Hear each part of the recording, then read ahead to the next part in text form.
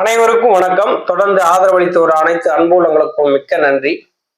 எடப்பாடி பழனிசாமி மே மாசம் 2ஆம் தேதி அவசர செயற்குழு கூட்டம் ஒன்று நடத்துறாரு. அதுக்கு எல்லாரும் நீங்க வந்துருங்க, தலைமை கழக நிர்வாகிகள், மாவட்ட செயலாளர்கள், அதுல யார் யாரு செயற்குழு உறுப்பினர்களோ எல்லாரும் வந்துருங்க அப்படின்னு சொல்லி ஒரு அறிவிப்பு வந்து வெளியிட்டிருக்காரு. இந்த அறிவிப்பு இப்ப வெளியிட வேண்டிய அவசியம் என்ன அப்படிங்கறதுதான் இங்க ஒரு மிகப்பெரிய கேள்வி. எதனால இந்த அறிவிப்பை வெளியிடுறாரு அப்படின்னா, பிஜேபியோட கூட்டணி வச்சாச்சு. கூட்டணி வச்ச பின்னாடி அதை அழிச்சுக்கிட்டுலாம் இருக்க முடியாது. கூட்டணி வச்சதுதான். ஒரு செய்தியாளர் சந்திப்பையும் நடத்தி முடிச்சுட்டாங்க. இந்த பக்கம் எடப்பாடி பழனிசாமி, இந்த பக்கம் அமித்ஷா, 2 பேரும் வந்து ஒரு செய்தியாளர் சந்திப்பை நடத்தி முடிச்சுட்டாங்க.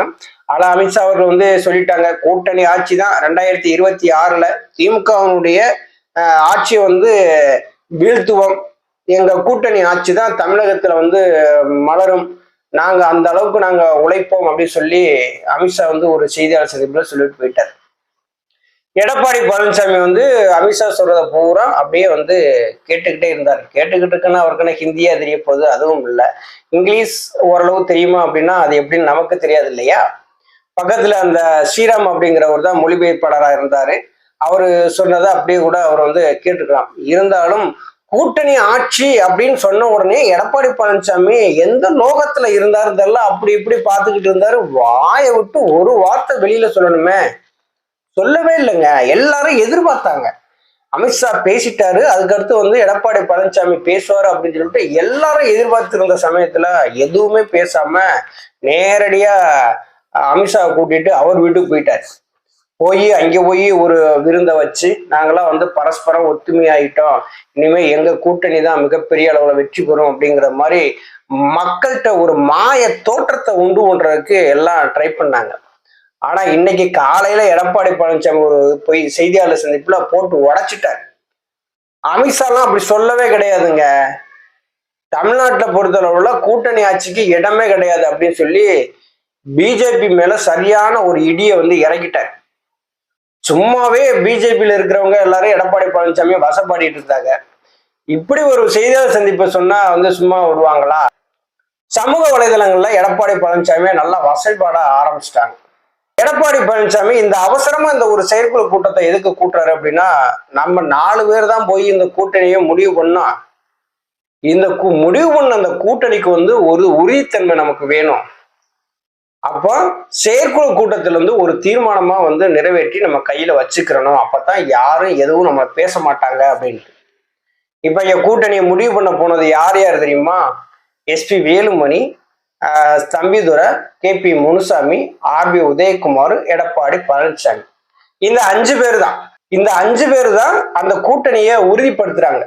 வெளியில மக்கள் எல்லாம் பேசிக்கிறாங்க அப்படின்னா, இப்ப இந்த 4 பேர் தான் அதிமுகவோ, மற்றவங்க யாரும் அதிமுக இல்லையோ அப்படின்னு சொல்லி பேசணும்னா எடப்பாடி பழனிசாமிக்கு சுருன்னு கோவம் வந்து, இப்படியெல்லாம் நம்மளை பேசி போட்டாங்களே, நம்ம வந்து இப்படி இருக்கலாமா அப்படின்னு சொல்லிட்டு கூட்டுற ஒரு செயற்குழு கூட்டத்தை அப்படின்னு சொல்லி கூட்ட ஆரம்பிச்சிட்டாரு.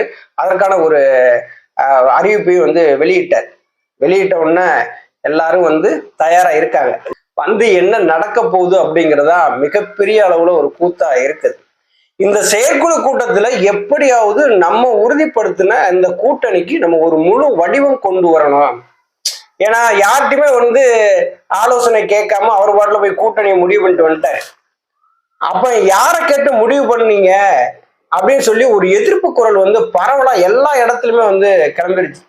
ஜெயக்குமார்ட்ட இருந்து கிளம்பிடுச்சு, அன்வராஜாட்ட இருந்து கிளம்பிடுச்சு, OS மணியன்னு, செம்மலை, ஈரோடு பகுதி, இப்படி ஒரு சில இடங்கள்ல இருந்து எதிர்ப்பு வந்து கிளம்பின உடனே மனுஷன் இதுக்கு எதுக்காவது ஒரு முற்றுப்புள்ளி வச்சானும்டா, இல்லைன்னா நம்ம தூக்கி போட்டுருவாங்க அப்படின்னு சொல்லி ஒரு பயந்துதான் இந்த அவசர செயற்குழு கூட்டத்தையே கூட்டுறாரு. இந்த கூட்டம் எப்படி நடக்க போகுது அப்படிங்கிறதா மிகப்பெரிய அளவுல கூத்தா இருக்கு. OPS சசிகலா 2 பேருமே கட்சிக்குள்ள வரக்கூடாதுன்னு சொல்லி எடப்பாடி பழனிசாமி ஒரே பிடிவாதமா இருக்கிறாங்க. அந்த பிடிவாதத்துக்கு ஒரு கடிவாளம் போடணும் அப்படின்னு சொல்லி அங்க இருக்கக்கூடிய செயற்குழு உறுப்பினர்கள்லாம் ஒரு முடிவு பண்ணியிருக்கிறாங்க. ஆனா எடப்பாடி பழனிசாமிக்கு மே 15 வரைக்குமே வந்து ஒரு டைம் கொடுத்துருக்குறாங்க. அதுக்குள்ள கட்சியை ஒருங்கிணைக்கிறதுக்கான வழியை பாருங்க, அப்படி இல்லை அப்படின்னு இந்த அதிமுகங்கிற கட்சியில நீங்க இருக்க மாட்டீங்க அப்படின்னு சொல்லி எச்சரித்து அனுப்பினதா ஒரு தகவல் வந்து இருக்குது. இந்த செயற்குழு கூட்டத்துலதான் மிகப்பெரிய ஒரு பிரச்சனை ஏற்படக்கூடிய ஒரு சூழ்நிலை ஏற்பட்டிருக்கு. எடப்பாடி பழனிசாமி தான் உறுதிப்படுத்தின அந்த பிஜேபி கூட்டணிக்கு ஒரு முழு வடிவம் வேணும், அதுக்கு ஒரு தீர்மானம் நிறைவேற்றலாம். இன்னொரு பக்கம் ஓபிஎஸ் சசிகலா 2 பேருமே அதிமுகவுக்கு உள்ள வரணும் அப்படிங்கிற ஒரு எதிர்ப்பு குரலும் அதிகமா கிளம்பும். இல்லைன்னு சொல்லவே முடியாது. எடப்பாடி பழனிசாமி நம்பி ஓட்டு போட யாரும் தயாரா இல்லை, பிஜேபியை நம்பி ஓட்டு போட யாரும் தயாரா இல்லை, இந்த சந்தர்ப்பவாத கூட்டணியை நம்பி மக்கள் ஓட்டு போட தயாராக இல்லை, தொண்டர்கள் வேலை செய்ய தயாரா இல்லை. இப்ப எல்லாருமே வெறுக்கப்பட்ட இந்த கூட்டணிக்கு யார் ஓட்டு போடுவா? ஓபிஎஸ் ஓரம் கட்டிட்டு எடப்பாடி பழனிசாமி நம்பி பிஜேபியை நம்பி நம்ம போய் களத்துல இறங்கணும் அப்படின்னா இந்த முறையாவது ஒரு கூட்டணியோட 75 இடங்களை பிடிச்சா இந்த 2026 தேர்தல் நம்ம சந்திச்சோம் அப்படின்னா நம்மகிட்ட ஒரு 10 சீட்டு கூட கிடைக்காதே, நம்மளை தூர தூக்கி போட்டுருவாங்க மக்கள். எல்லாரும் பேச ஆரம்பிச்சிட்டாங்க. இப்ப திமுகவுடைய கூட்டணி ரொம்ப வலுவா இருக்குது, அதை உடைக்கவே முடியல. ஏன் உடைக்க முடியல அப்படின்னா அதிமுக வலுவா இருந்தா திமுக கூட்டணியில இருந்து வரக்கூடியவங்க அதிமுகவுக்கு வருவாங்க. இப்ப அதிமுகவே வலுவில்லாம இருக்கும்போது திமுக கூட்டணியில இருந்து வரக்கூடிய விலகி வரக்கூடிய கட்சிகள் எந்த கட்சியை நோக்கி அவங்க அரசியல் களத்துல நிற்பாங்க, தேர்தல் களத்தை சந்திப்பாங்க? இங்க அதிமுக வலுவா இருந்தா தானே திமுக கூட்டணியிலிருந்து விலகி வரக்கூடிய கட்சிகள் அதிமுகவில் சேர்ந்து ஒரு சீட்டுகளை வாங்கி வெற்றி பெறும்.